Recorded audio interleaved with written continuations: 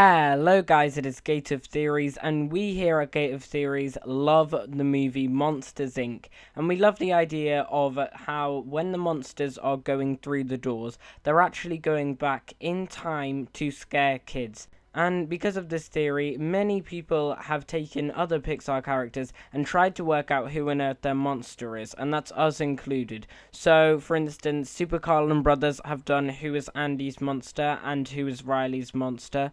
Seamus Gorman did who are the Parr kids monsters, and we here at Gate of Theories have done who is Bonnie's monster and who is Miguel's monster. But there is one Pixar character that I'm really surprised no one has done yet, so we're gonna do it today, and that Pixar character is Darla from Finding Nemo. Now, Darla is very different to any of the other Pixar characters that theorizers have tried to find out who their monster is, because we know barely anything about Darla.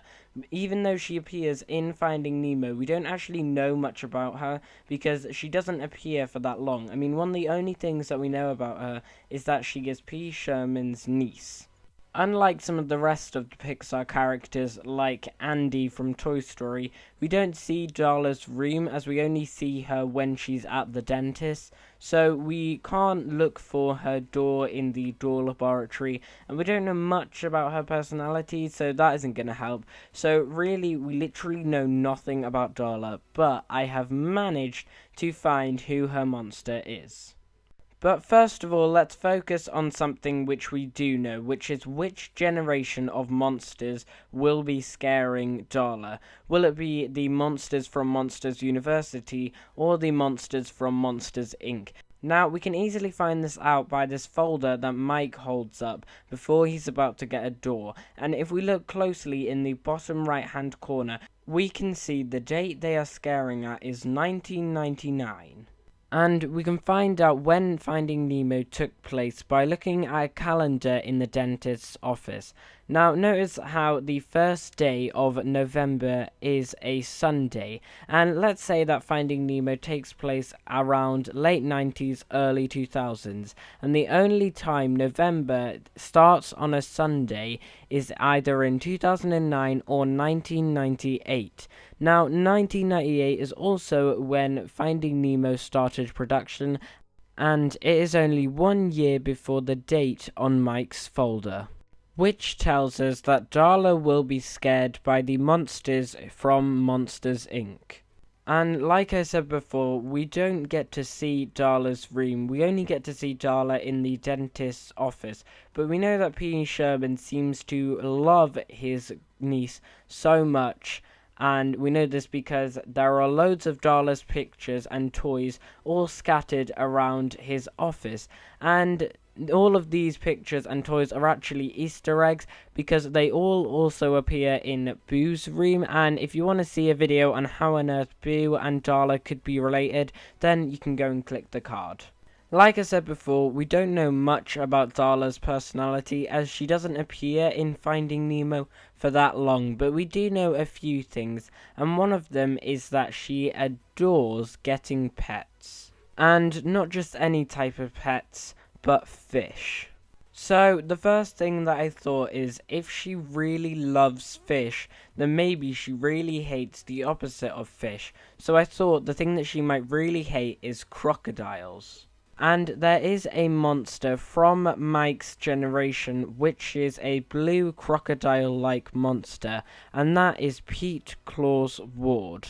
And I looked at the scenes with Pete Claus Ward from Monsters Inc., and he actually seemed like the perfect candidate to be Darla's monster, and I got this from this scene, which you might remember from Monsters Inc.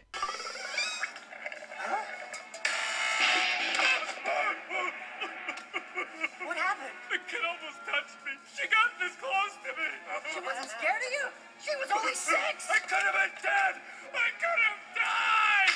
Notice how he said that the child who he was scaring, who's a girl, almost touched him. And we know that Darla is sort of known for, like, touching animals too much that she even ends up killing the fish. So maybe she overcame her fear of crocodiles and just started touching Pete Claus Ward, which is why he ran out. And it sounds like something Darla would do, because as soon as Darla starts liking an animal, she goes all crazy about it.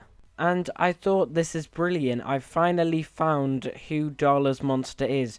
But then I checked the timelines. As I said before, the monsters from Monsters Inc. are going back in time to the year 1999 to scare people. And like I said before, Finding Nemo takes place in 1998. And in Finding Nemo, Darla says she was 8, meaning in 1999, when the monsters are going back in time to scare the children, Darla would be 9. And Pete Ward Claus's assistant says the girl is 6. She wasn't scared of you? She was only 6! But Darla was 9 in 1999, so I guess Pete Claus Ward was scaring another messed up child, as there probably are some more in the Pixar universe. Which leads us back to the question of who is Darla's monster. Now, I was stuck on this for ages until I finally realized something when I saw a poster at the back of the dentist's office. Now, like I said before, Darla was probably scared of crocodiles when she was younger, but seeing as in Finding Nemo she's 8, she has probably overcome that fear, meaning the dentist can use a crocodile poster to help his patients out.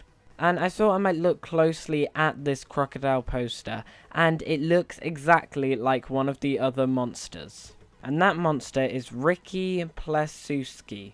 Now, I know you're probably saying, wait, this monster looks nothing like that crocodile poster. For one, this monster has like loads and loads of legs, whereas the crocodile has 4. But when Ricky is about to scare someone, it actually looks really close to what the poster looks like.